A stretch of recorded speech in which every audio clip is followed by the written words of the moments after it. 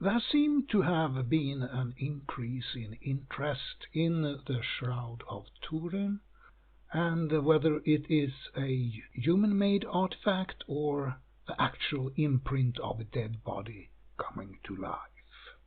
Or maybe there have been a continually ongoing discussion that have just popped up on my radar as a new thing now. Anyway, I am a bit surprised that this is something that is discussed, since it to me seems very obvious that this is a piece of art by just looking at it. Exactly how it was done, that could be discussed, but I see no reason whatsoever to doubt that it is a man-made object. It's quite obvious, and I come to that conclusion by simply looking at it with an artist's eye, and I am not even all that much of an artist. So, the Shroud of Turin is a piece of linen, approximately 4.4 meters by 1.1 meter, or 14.3 times 3.7 feet, with a faint image of a human figure, one image of the front and one image of the back. The image is more clearly visible when doing a positive-negative inversion. There is a clear documentation of this artifact from mid-1300s, when it was in the possession of the knight Geoffrey de Charny.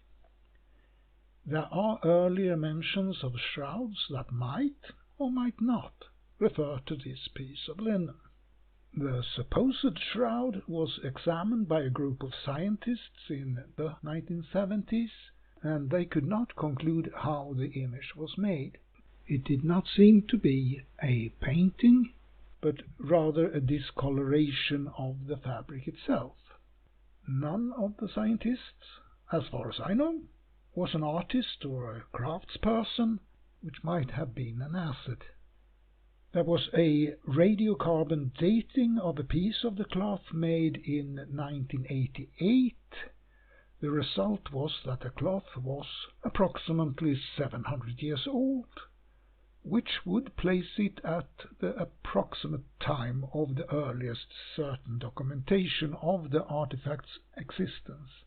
And if correct, that would clearly show that it was not a burial cloth used in about year 30. The dating have been questioned, mainly through the claim that the tested area was from a supposed later repair of the shroud and not of the original fabric. I don't have access to the actual cloth or the knowledge to evaluate the examinations made and the arguments put forward concerning the scientific examination of the cloth. I can only go on the image on the supposed shroud, looking at it with the eyes of an admittedly amateur artist, but with a passable knowledge of anatomy for artists. Some things that can be noted is that the arms seem to be way out of proportion, and that if the image was made through contact with a person's body, ought to have been distorted in ways we do not see. Those points are, however, not why I judge this to be a piece of art. A striking feature is that the person in the image covers its groin with its hands. For a person with normal proportions, that would not be possible lying flat on the back. It would require that the person is somewhat hunched forward, something that is acknowledged in some reproductions of how the person would look as a three-dimensional character. Why would someone be buried in that position? It makes no sense. A possible explanation has been offered. Could it be that Jesus was left dead long enough on the cross for rigor mortis to have set in, and that accounts for the general bend of the body? The arms would then have been forced into the position on the shroud. The imprint would then have to have been made before rigor mortis ended. That's a lot of what-ifs. When I try to line up the image on the shroud with the 3D model, I don't get everything to line up at once. No, I don't buy this. And it still wouldn't make sense to bury a person in this condition. But it does make sense if you look at how nude persons have been depicted in art through the ages.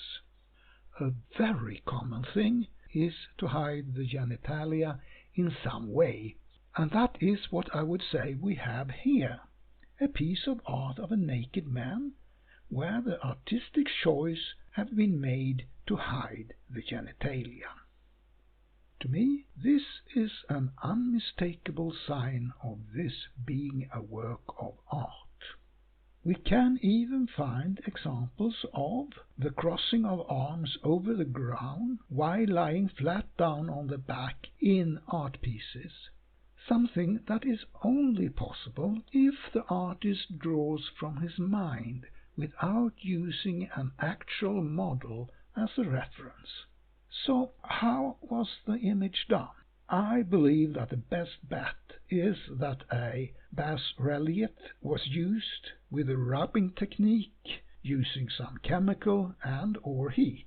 Some tests have been done along that line of thought with pretty good results. People critical of those tests will say that none of the reproductions have all of the characteristics of the shroud. I would say that that is missing the mark.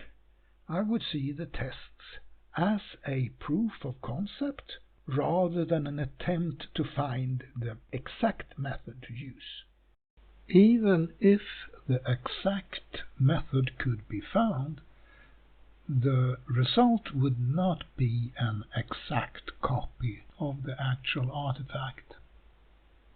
And on top of that, you must also consider the aging of the artifact during at least 700 years, including that it was in a rather severe fire. To me, it is very clear that people of the time could have created something like this. You might have noticed that I have not used the word fake up to now. That is because I'm not convinced that the only reason to make this piece of art was to pass it off as the actual Shroud of Jesus. It is a quite plausible reason, but an other alternative purpose could be that it was supposed to be a prop in a religious miracle play. That was a thing that people have done. Anyway, the figure on the cloth covering its genitalia convinces me that this is a piece of art. You can make your own judgment. Well, that will be all for now. Thank you for listening. Bye.